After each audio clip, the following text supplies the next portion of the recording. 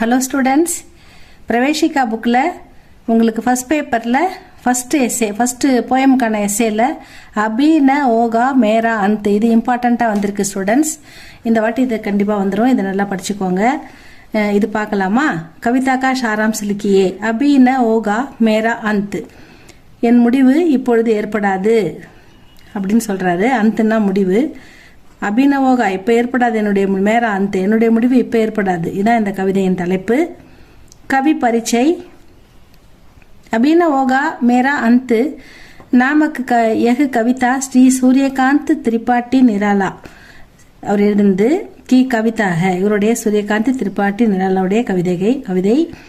App Hindi மே அவர் இந்தியில் Mukt Chand K நாமக் ஜனக் முக் Chand K Janak மானே ஜாத்தே, அதாவது ஜாத்தே முக்து சந்துகளை கட்டுப்பாடற்ற வசனங்களை எழுதியவர். எந்த கட்டுப்பாடும் அப்படின்னா, அதாவது கவிதை இலக்கணம் இலக்கியம் இதுக்கான ரூல்ஸ் எதுகை மோனை சந்து அதெல்லாம் சொல்லுவோம் இல்லைங்களா, அது மாதிரி எதுவுமே இல்லாமல் கட்டுப்பாடற்ற வசனங்களை எழுதுவதில் புகழ் பெற்றவர் அப்படின்னு சொல்கிறாங்க. யார்? நம்ம சூரியகாந்த் திரிபாட்டி நிராலாஜி. கவிதா பரிச்சை, கவிதையின் அறிமுகம் பார்க்கலாமா? ஜப் முசீபத்தோं आती है तब आदमी तक जाता है.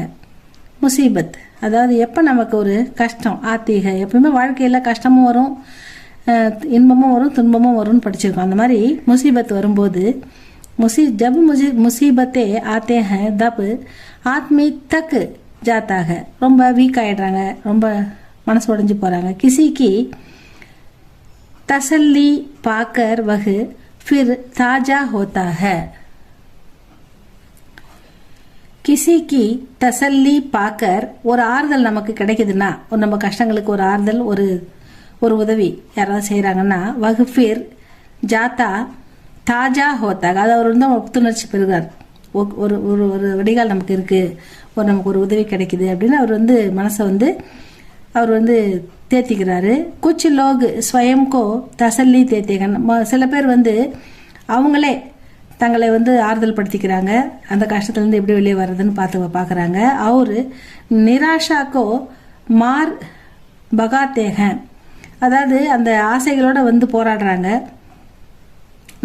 விரக்தி, அதாவது மாறினா விரக்தி அடையிறது, பகாத்தேகன் அதாவது விரக்தியிலேருந்து வெளியே வர பார்க்குறாங்க.